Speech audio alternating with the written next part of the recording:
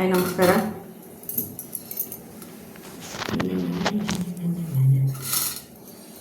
ಇದನ್ನ ಅಮಾವಾಸ್ಯೆ ನೋಡಿ ಸೌತೆಕಾಯಿ ತೊಗೊಂಡು ಬಚ್ತಾ ಇದ್ದೀನಿ. ಎಲ್ಲರಿಗೂ ಯುಗಾದಿ ಹಬ್ಬದ ಶುಭಾಶಯಗಳು. ಮೊದಲಿಗೆ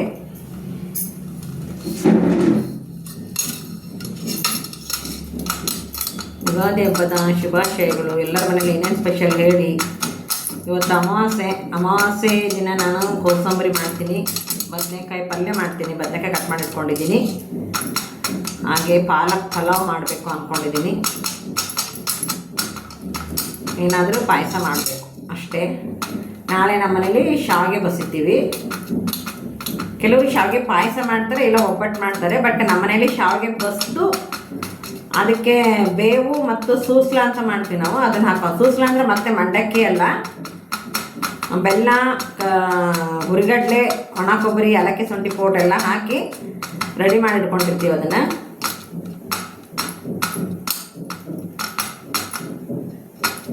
ಆದಷ್ಟು ನನ್ನ ವಿಡಿಯೋಗೆ ಹೆಚ್ಚು ಗಮನ ಕೊಟ್ಟು ನೋಡಿ. ಮತ್ತೆ ಏನು ಸಮಾಚಾರ? ಎಲ್ಲರೂ ಹೇಗಿದ್ದೀರಾ? ಎಲ್ಲರೂ ಆರೋಗ್ಯವಾಗಿದ್ದೀರಾ ಅಂದ್ಕೊಂಡಿದ್ದೀನಿ ಸ್ನೇಹಿತರೆ. ಲೈವ್ ಮಾಡಿದ್ದೆ ಅಕ್ಕ, ಲೈವ್ ಅದು ನಿನ್ನೆಯಿಂದ ಸೆಟ್ ಆಗ್ತಾನೇ ಇಲ್ಲ, ಮೆಸೇಜಸ್ಸೇ ಕಾಣಿಸ್ತಾ ಇಲ್ಲ. ಅದಕ್ಕೆ ಲೈವ್ ತೆಗೆದು ಅಟ್ಲಾಗಿ ವೀಡಿಯೋ ಮಾಡಿರಾತು, ಮಧ್ಯಾಹ್ನ ಹಾಕಿದ್ರೆ ಬರುತ್ತೆ ಅಂದ್ಕೊಂಡು ವೀಡಿಯೋ ಶುರು ಮಾಡಿದೆ. ಲೈವ್ ನೋಡೋಕೆ ಬಂದವ್ರು ಎಲ್ಲರೂ ಎಷ್ಟು ಬೈತಾರೋ ಗೊತ್ತಿಲ್ಲ. ನೈಟ್ 7:30 ಮಾತ್ರ ಖಾಯಮಾಗಿ ಮಾಡ್ತೀನಿ. ದಯವಿಟ್ಟು ಲೈವ್ಗೆ ಬಂದು ನೀವು ಲೈಕ್ ಕೊಡೋದನ್ನು ಮಾತ್ರ ಮರಿಬೇಡಿ. ಬನ್ನಿ, ಲೈವಲ್ಲಿ ಮೆಸೇಜ್ ಹಾಕಿ. ಇಲ್ಲ ಅಂತಂದರೆ ನಾವು ಮೆಸೇಜ್ ಹಾಕಲಿಕ್ಕೆ ಲೇಟ್ ಆಗುತ್ತೆ ಅನ್ನೋರು ದಯವಿಟ್ಟು ಲೈಕ್ ಮಾಡಿ.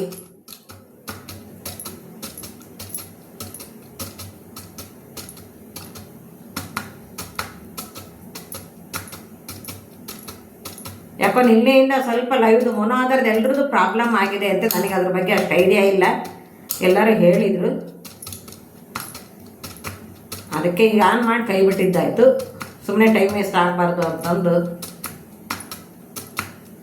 ಅಮಾವಾಸ್ಯೆ ಎಲ್ಲರೂ ಇವತ್ತೇ ಮಾಡ್ತಾ ಇದ್ದೀರಾ ಅಂತ ಅನಿಸುತ್ತೆ. ಯಾಕಂದರೆ ನಾನು ವಿಡಿಯೋ ಮಾಡಿ ಹಾಕಿದ್ದೆ. ಎಲ್ಲರೂ ಇವತ್ತೇ ಮಾಡಿ ಮತ್ತೆ ನಾಳೆಗೆ ಅಂತಂದರೆ ಬೆಳಗಿನ ಜಾವನೇ ಎದ್ದೇಳಬೇಕು ಅಲ್ಲ. ಎದ್ದೇಳೋರು ಪಾಪ ಮಾಡ್ತಾರೆ.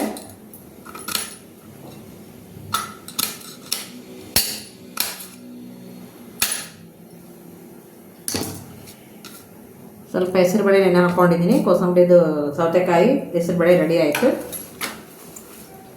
ಹಾಗೆ ನೋಡಿ, ಇಲ್ಲಿ ಬದನೆಕಾಯಿ, ಒಂದು ಸ್ವಲ್ಪ ಈರುಳ್ಳಿ. ಬನ್ನಿ ಈಗ ಪಲ್ಯಕ್ಕೆ ಇಟ್ಟುಬಿಡ್ತೀನಿ.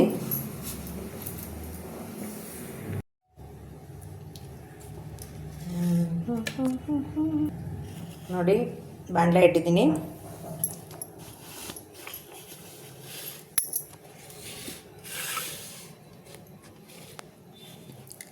ಬಾಣಲೆಗೆ ಎಣ್ಣೆ ಹಾಕ್ತೀನಿ ನೋಡಿ.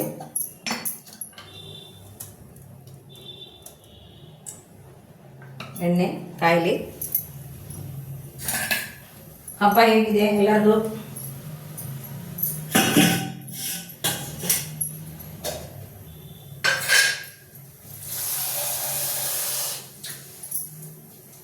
ಎಣ್ಣೆ ಕಾಯ್ತಾ ಇದೆ ಸ್ನೇಹಿತರೆ. ಪಕ್ಕದಲ್ಲಿ ಸ್ವಲ್ಪ ಅನ್ನ ಇಟ್ಕೊಂಡಿದ್ದೀನಿ.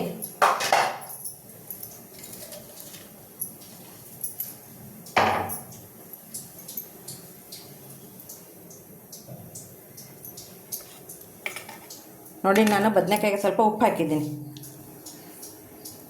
ಅದು ಏನಾಗುತ್ತೆ, ಹೆಚ್ಚಿಟ್ಟಿರ್ತೀವಲ್ಲ, ಕಪ್ಪಾಗಿರುತ್ತಲ್ವ, ಅದಕ್ಕೆ ನೀರಲ್ಲಿ ಹಾಕಿ ಒಂದು ಸ್ವಲ್ಪ ಉಪ್ಪು ಹಾಕಿ ಈ ಥರ ಸುಮ್ಮನೆ ಈ ಥರ ಮಾಡಿದ್ರೂ ಸಾಕು, ವೈಟ್ ಬಂದುಬಿಡುತ್ತೆ. ಬನ್ನಿ, ಈಗ ಎಣ್ಣೆ ಕಾದಿದೆ. ಸ್ಟವ್ ಸ್ವಲ್ಪ ಸಣ್ಣಕ್ಕೆ ಮಾಡ್ಕೊಂಡಿದ್ದೀನಿ. ಚಟಪಟ ಚಟಪಟ ಚಟಪಟ ಅಂತ ಹಿಡ್ಕೊಂತ ಮಳೆಯು ಹಿಡ್ಕೊಂತ.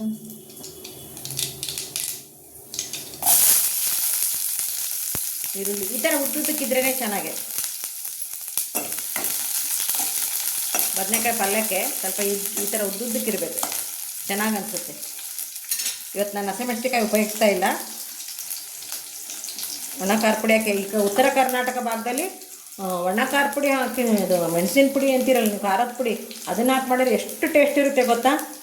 ಅದಕ್ಕೆ ಇವತ್ತು ಹಾಗೆ ಮಾಡಬೇಕು ಅಂದ್ಕೊಂಡಿದ್ದೀನಿ ನೋಡಿ ಸ್ನೇಹಿತರೆ. ನಾನು ಈರುಳ್ಳಿ ಈ ಥರ ಒಂದು ಅರ್ಧ ಭಾಗ ಬೆಂದರೆ ಸಾಕು, ಮತ್ತು ಯಾಕಂದರೆ ಬದನೆಕಾಯಿ ಜೊತೆಗೆ ಬೇಯಿತ್ತಲ್ಲ.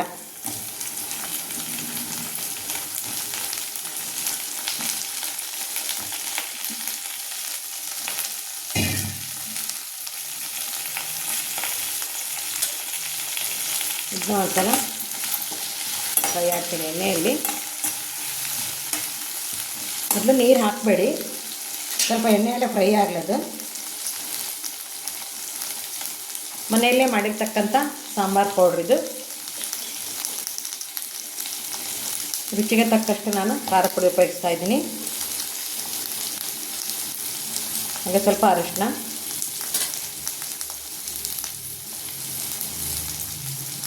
ಉಪ್ಪು ನೋಡಿ, ಇವೆಲ್ಲವನ್ನು ಹಾಕಿ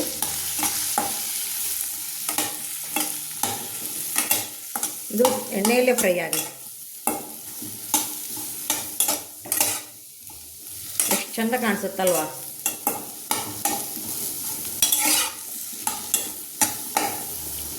ನೋಡಿ ಒಂದ್ಸಲ ನಾನು ಈ ರೀತಿ ಕೈ ಆಡಿಬಿಟ್ಟಿದ್ದೀನಿ, ಸ್ವಲ್ಪ ಎಣ್ಣೆಯಲ್ಲೇ ಫ್ರೈ ಆಗಲಿ. ಹಾಗೆ ಪಕ್ಕದಲ್ಲಿ ಅನ್ನ ಕುದೀತಾ ಇದೆ ನೋಡಿ. ಪಾಲಕ್ ರೈಸ್ಗೆ ನಾನು ಸಪ್ರೇಟ್ ಅನ್ನ ಮಾಡ್ಕೊಂಡ್ಬಿಡ್ತೀನಿ, ಕುಕ್ಕರಲ್ಲಿ ಇಡಲ್ಲ. ಬೇಕಾದಾಗ ಅದು ಗೊಜ್ಜು ಇರುತ್ತಲ್ಲ, ಕಲಿಸ್ಕೊತೀವಿ ನೋಡಿ. ಈಗ ಎಣ್ಣೆಯಲ್ಲಿ ಎಷ್ಟು ಘಮ ಘಮ ಅಂತ ಇದೆ ಗೊತ್ತಾ. ಎಣ್ಣೆಯಲ್ಲಿ ಒಂದು ಸ್ವಲ್ಪ ಬೆಂದರೆ ಅಷ್ಟೇ ರುಚಿಕಟ್ಟಾಗಿರುತ್ತೆ. ಯಾಕಂದರೆ ಸ್ವಲ್ಪ ರಸದ ಥರದ್ದು ಮಾಡ್ತೀನಿ ನಾನು. ಈಗ ನಾನು ಸ್ವಲ್ಪ ಬೇಯಲಿ ಅಂತ ಸ್ವಲ್ಪ ನೀರು ಹಾಕ್ತೀನಿ, ಭಾಳ ಹಾಕಲ್ಲ. ಸ್ವಲ್ಪ ಬದನೆಕಾಯಿ ಮುಳುಗೋ ತನಕ ಅಷ್ಟೇ ಹಾಕಿ ಒಂದು ಸಲ ಕೈ ಆಡಿ ಬೇಯಲದು, ಚೆನ್ನಾಗಿ ಬೇಯುತ್ತದು. ಇಷ್ಟು ಬೆಂದಿದೆ ನೋಡಿ ಬದನೆಕಾಯಿ.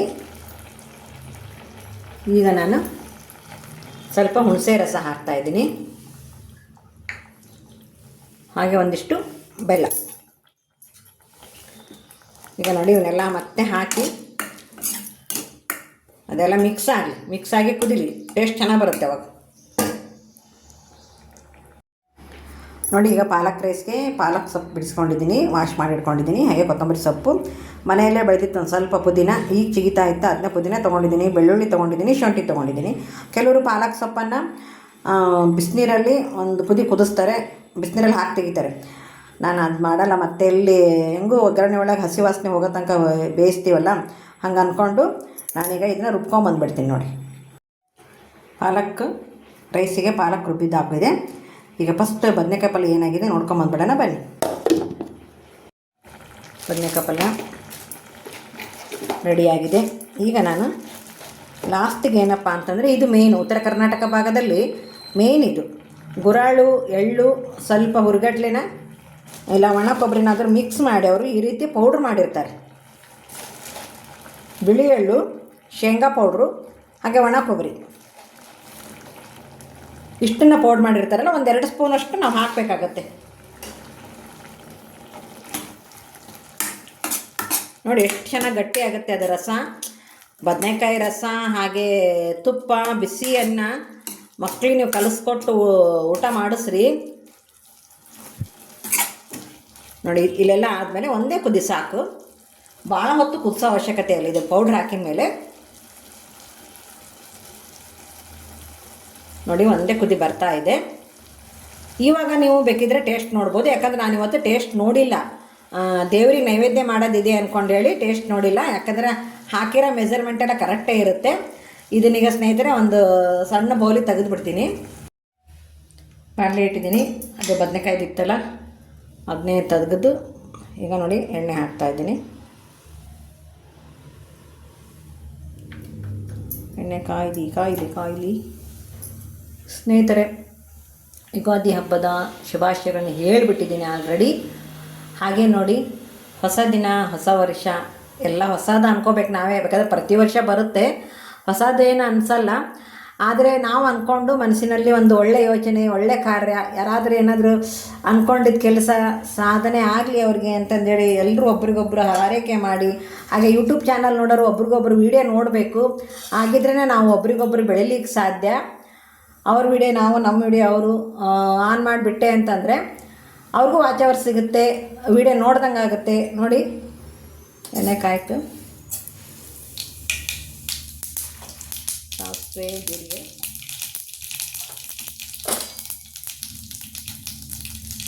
ಸ್ವಲ್ಪ ಉದ್ದಿನಬೇಳೆ ಹಾಕ್ತಾಯಿದ್ದೀನಿ ನಾನು. ಉದ್ದಿನಬೇಳೆ ಪದೇ ಪದೇ ನಾವು ತಿನ್ನೋದ್ರಿಂದ ಏನಾಗುತ್ತಪ್ಪ ಅಂದರೆ ನಮ್ಮ ಕಾಲು ಮಂಡಿ ನೋವು ಇರುತ್ತಲ್ಲ, ಅದು ಕ್ಯೂರ್ ಹಾಕೋಂತ ಬರುತ್ತೆ ನೋಡಿ. ಇದು ಒಂದು ಬೆನಿಫಿಟ್ ಇದೆ ಉದ್ದಿನಬೇಳೆ ಉಪಯೋಗಿಸೋದ್ರಿಂದ.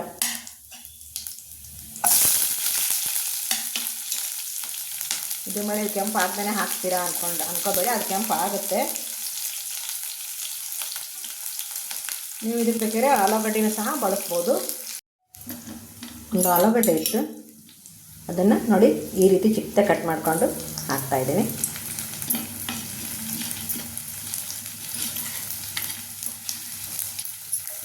ಆಲೂಗಡ್ಡೆ, ಬಟಾಣಿ ಕಾಳು, ನೋಡಿ ನಿಮ್ಮ ಮನೇಲಿ ಏನಿರುತ್ತೆ ಅದು.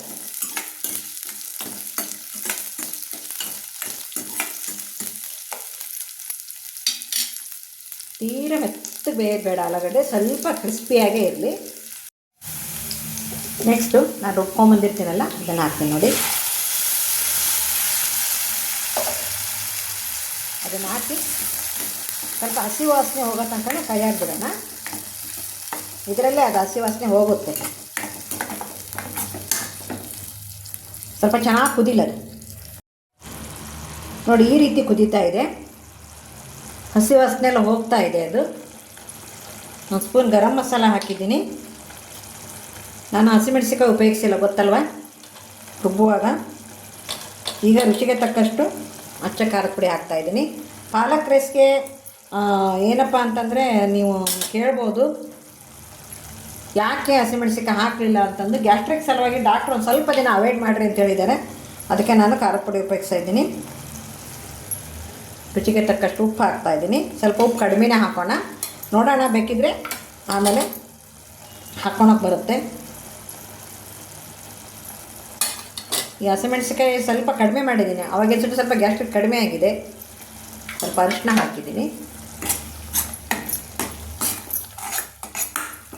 ಇದು ಚೆನ್ನಾಗಿ ಮಿಕ್ಸ್ ಆಗಿ ನೋಡಿ ಕುದಿಬೇಕದು. ಯಾವುದೇ ಪದಾರ್ಥ ಆಗಲಿ ಕುದ್ದಾಗ ಮಾತ್ರ ಅದಕ್ಕೊಂದು ಒಳ್ಳೆ ಟೇಸ್ಟ್ ಬರುತ್ತೆ. ಇದನ್ನು ಜೋರು ಉರಿ ಇಟ್ಕೋಬೇಡಿ, ಸ್ವಲ್ಪ ಸ್ಲೋ ಉರಿಯಲ್ಲಿ ಇದನ್ನು ಕಡಿಮೆ ಉರಿಯಲ್ಲಿ ಬೇಯಿಸ್ಕೊಳ್ಳಿ, ಎಲ್ಲ ಮಿಕ್ಸ್ ಆಗಲಿ ಅದು. ಓಕೆ, ಈಗ ಚೆನ್ನಾಗಿ ಕುದ್ದು ರೆಡಿಯಾಗಿದೆ ನೋಡಿ. ಈಗ ಅನ್ನ ಏನು ಮಾಡಿಟ್ಟಿದ್ದೆಲ್ಲ ಅದನ್ನು ಹಾಕಿ ಕಲಿಸ್ಕೊಂಬಿಡೋಣ. ನಮ್ಮ ಮನೆ ದೇವರು ಪಾಲಕ್ ರೈಸ್ ತಿನ್ನಲ್ಲ, ಅದಕ್ಕೆ ನಾನೇನು ಮಾಡ್ತೀನಿ, ವೈಟ್ ರೈಸ್ನ ನೈವೇದ್ಯಕ್ಕೆ ಉಪಯೋಗಿಸ್ತೀನಿ. ಎಲ್ರಿಗೂ ನಾವಿಬ್ಬರೇ ಇರೋ ಸದ್ಯದಲ್ಲೀಗ ಕಲಿಸ್ಕೊಂಬಿಡ್ತೀನಿ ನೋಡಿ. ಈಗ ಕಲಸಿ ರೆಡಿ ಮಾಡಿದ್ದೀನಿ. ಒಂದೇ ಸಲ ನಮಗೆ ಸರ್ವ್ ಯಾವ ರೀತಿ ಮಾಡ್ತೀನಿ ಅನ್ನೋ ತೋರಿಸ್ತೀನಿ. ಈಗ ಒಂದು ಚಿಕ್ಕ ಪಾತ್ರೆಯಲ್ಲಿ ನೀರು ಕಾಯ್ಕಟ್ಟಿದ್ದೀನಿ. ನೀರು ಕಾಯಿಲೆ ಅದು ಕಾದಾದ್ಮೇಲೆ ನೋಡಿ, ನಾನು ಇವತ್ತು ಅಮ್ಮ ಮಾಡಿದ್ದಂಥ ಸೌತೆ ಬೀಜದ ಪಾಯಸ. ಸೌತೆ ಬೀಜ ನಾವು ಆ ರೀತಿ ಮಾಡಿ ಇಟ್ಕೊಂಡ್ಬಿಟ್ರೆ ವರ್ಷಾನುಗಟ್ಟಲೆ ನಾವು ಪಾಯಸ, ಉಪ್ಪಿಟ್ಟು ಈ ರೀತಿ ಎಲ್ಲ ಮಾಡ್ಕೊಂಡು ತಿನ್ಬೋದು. ಒಂದು ಸಲ ಉಪ್ಪಿಟ್ಟು ತೋರಿಸಿದ್ದೀನಿ ನಾನು, ಇದನ್ನು ಸೌತೆ ಬೀಜದ ಉಪ್ಪಿಟ್ಟು. ಈಗ ಪಾಯಸ ಯಾವ ರೀತಿ ಮಾಡೋದು ಅಂತ ತೋರಿಸ್ತೀನಿ. ಈಗ ನೋಡಿ ನೀರು ಕಾಯ್ಕಟ್ಟಿದ್ದೀನಿ, ನೀರು ಕಾಯಿಲೆ ಅದು ನೋಡಿ. ಈಗ ಸೌತೆ ಬೀಜ ಹಾಕಿದ್ದೀನಿ, ಬೇಯೋಷ್ಟಕ್ಕೆ ನಾನು ಟಿಫನ್ ಮಾಡ್ಕೊಂಬಂದ್ಬಿಡ್ತೀನಿ. ಈಗ ನೋಡಿ ಸೌತೆ ಬೀಜ ಅಮ್ಮ ಮಾಡಿದ್ದು ಯಾವ ರೀತಿ ಬೆಂದಿದೆ ಅಂತಂದೇಳಿ. ಈಗ ನಾನು ಇದಕ್ಕೆ ಬೆಲ್ಲ ಹಾಕ್ತಾಯಿದ್ದೀನಿ. ಸಕ್ಕರೆನ ಹಾಕ್ಬೋದು, ಬಟ್ ಬೆಲ್ಲನೇ ಹಾಕಬೇಕು. ಬೆಲ್ಲನ ಹಾಕಿದ್ರೆ ಟೇಸ್ಟ್. ಆಮೇಲೆ ಇದು ಏನಪ್ಪ ಅಂತಂದರೆ ಬಾಣಂತಿಯರಿಗಂತೂ ಇದು ನಮ್ಮ ಮನೇಲಿ ಇದು ಕೊಡ್ತೀವಿ ನಾವು ಬಾಣಂತಿಯರಿಗೆ. ಸೌತೆ ಬೀಜ, ಗೌಲಿ, ಇದ್ರದ್ದೇ ಉಪ್ಪಿಟ್ಟು, ಇದ್ರದ್ದೇ ಇದು ಪಾಯಸ. ಇದು ನೋಡಿ ಬೆಲ್ಲ ಎಲ್ಲ ಕರಗಿ ಕುದಿಲದು ಸ್ವಲ್ಪ. ಓಕೆ, ಬೆಲ್ಲ ಎಲ್ಲ ಕರಗಿದೆ. ಈಗ ನೋಡಿ ಒಂದು ಗ್ಲಾಸ್ ಆಗೋವಷ್ಟು, ಒಂದು ಗ್ಲಾಸ್ ಬೇಡ, ಒಂದು ಅರ್ಧ ಗ್ಲಾಸ್ ಆಗೋವಷ್ಟು ಸ್ಟವ್ ವಾಶ್ ಮಾಡಿದ್ದೀನಿ ಆಲ್ರೆಡಿ ನಾನು. ಸ್ನೇಹಿತರೆ, ಏಲಕ್ಕಿ ಶುಂಠಿ ಪೌಡ್ರ್ ಹಾಕಿದ್ದೆ. ವಿಡಿಯೋ ಮುಗೀತದು ನೋಡಿ. ಈಗ ಎಲ್ಲ ರೆಡಿಯಾಗಿದೆ. ಈಗ ನಾನು ದೇವರಿಗೆ ನೈವೇದ್ಯ ಮಾಡ್ತೀನಿ. ಅಡುಗೆ ಎಲ್ಲ ಆಗಿದೆ. ಈಗ ನೈವೇದ್ಯ ಮಾಡಬೇಕು. ನೈವೇದ್ಯ ಮಾಡಿ ಒಂದು ತೆಂಗಿನಕಾಯಿ ಒಡೆದು ದೇವರಿಗೆ, ಬಾಗಿಲು ಪೂಜೆಗೆ ಒಂದು ನಿಂಬೆಹಣ್ಣು ಹಾಕಿ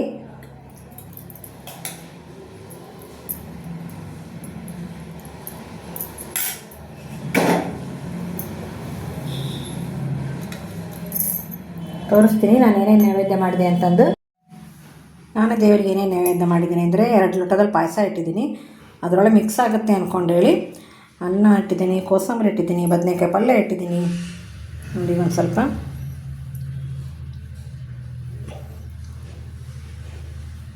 ತುಪ್ಪ ಹಾಲು ಎಲ್ಲ ಮಿಕ್ಸ್ ಮಾಡಿ ದೇವರಿಗೆ ನೈವೇದ್ಯ ಮಾಡ್ಕೊಂಡು ಬರ್ತೀನಿ. ನೈವೇದ್ಯ ಮಾಡ್ತಿದ್ದೀನಿ ನೋಡಿ. ಎಲ್ಲ ಪದಾರ್ಥನ ಹಾಕಿ ನೈವೇದ್ಯ ಮಾಡಿ ಪೂಜೆ ಆಗಿತ್ತು ಆಲ್ರೆಡಿ. ಬೆಳಗ್ಗೆನೇ ನೈವೇದ್ಯ ಮಾಡಿ ತೆಂಗಿನಕಾಯಿನ ಒಡೆದಿಟ್ಟಿದ್ದೀನಿ. ಈಗ ನಾನು ಬನ್ನಿ ಸ್ನೇಹಿತರಿಗೆಲ್ಲ ಅಡುಗೆ ರೆಡಿಯಾಗಿದೆ. ಇನ್ನೇನಪ್ಪ ಊಟ ಮಾಡಬೇಕಷ್ಟೇ. ರೆಡಿ ಮಾಡ್ತಾಯಿದ್ದೀನಿ ನಾನು.